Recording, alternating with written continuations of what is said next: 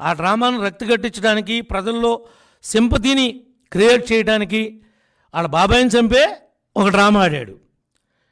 వాళ్ళ సొంత బాబాయిని, వాళ్ళ చెల్లి ఎలా గీపెడుతుందో చూస్తున్నాం కదా మనం. ఎలా గీపెడుతుందో పాపం. సొంత సోదరి, చిన్నాయన కొడుకు కూతురు అయితే ఏంటి, వాళ్ళ తోడబుట్టింది అయితే ఏంటి, చెల్లే కదా. ఆమె రోదనే ఆయన చెవులకి ఎక్కటల్లా, ఇంకెవరు దక్కుద్ది ఆయనకి? అవన్నీ ఉత్తి మాటలు. ఈరోజు విజయమ్మ గారు కూడా మరి కొడుకుతో పాటు మరి ఈ రోజున తిరగాల్సినటువంటి ఆమె అమెరికా వెళ్ళిపోయిందని అంటున్నారు. మనకైతే తెలియదు, కానీ మరి ఆమె కూడా వాళ్ళ బాబాయ్ లాంటి విషయాలు ఏదైనా జరిగి భూమి మీద ప్రాణం లేకుండా పోతామో భయంతో వెళ్ళిపోయిందా, ఎందుకు వెళ్ళిపోయింది అనేది కూడా ఒక అనుమానం.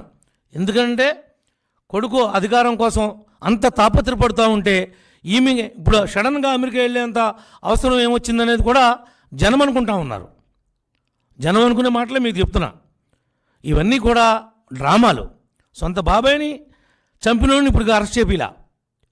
ఈ పోలీసు వ్యవస్థకి పవర్ లేదు. ఎందుకంటే లా అండ్ ఆర్డర్ ప్రాబ్లం వస్తుందని చెప్పి కర్నూలులో హాస్పిటల్లో పెట్టి ఏ రకమైనటువంటి డ్రామాలు ఆడారో మనందరం చూసాం. ఇప్పుడు భాస్కర్ రెడ్డిని బయటికి వెళ్ళమంటే నాకెందుకు, నేను బయటికి రానంటున్నానంట.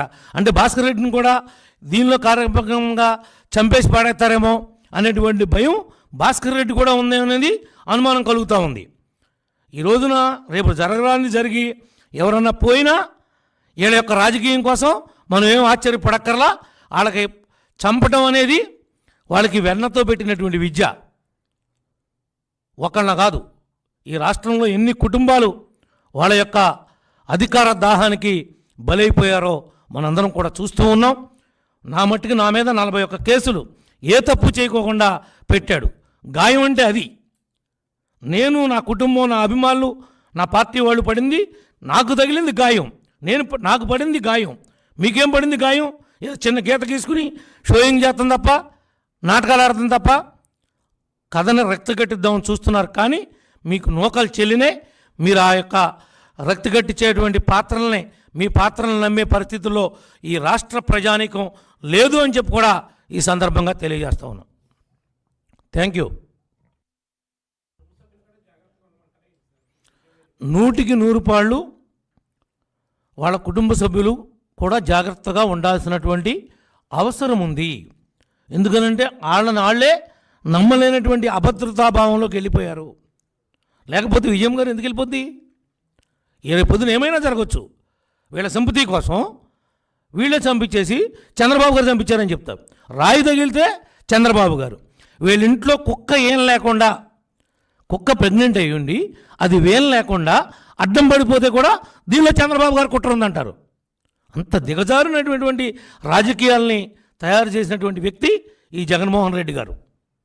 సజ్జల డైరెక్షను, ఈయన నటన. ఆహా, నటీనటులు ఏ విధంగా ఉన్నారా! ఇంకెన్నాళ్ళో లేదు వీళ్ళకి, కాలం చెల్లింది. అతి దగ్గరలో ఉన్నాయి అధికారం దూరం కావటానికి.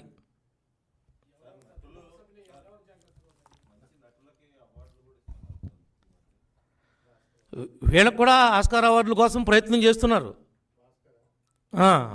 తప్పనిసరిగా వీళ్ళకు కూడా అలాంటి అవార్డులు వస్తాయి. భాస్కర్ అవార్డులు త్వరలోనే. వీళ్ళు వాళ్ళని చెప్పలేమండి.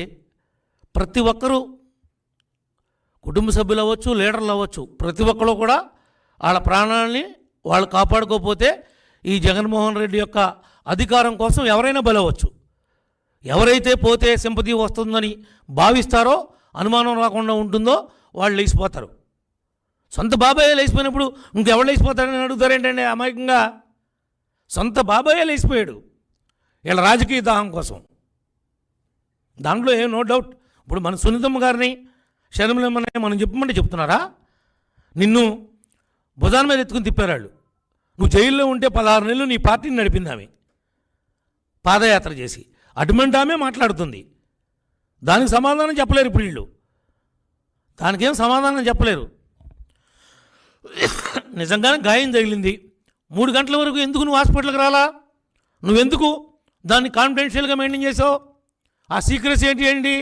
ఇంత 10 మంది డాక్టర్లను పెట్టుకుని ఓపెన్ హార్ట్ సర్జరీ చేస్తే కూడా అంతమంది డాక్టర్లు ఉండరు. ఎవడో అంత యూనిఫామ్ వేసుకుని ఏదో పెద్ద జరగడానికి జరిగిపోయినట్టు.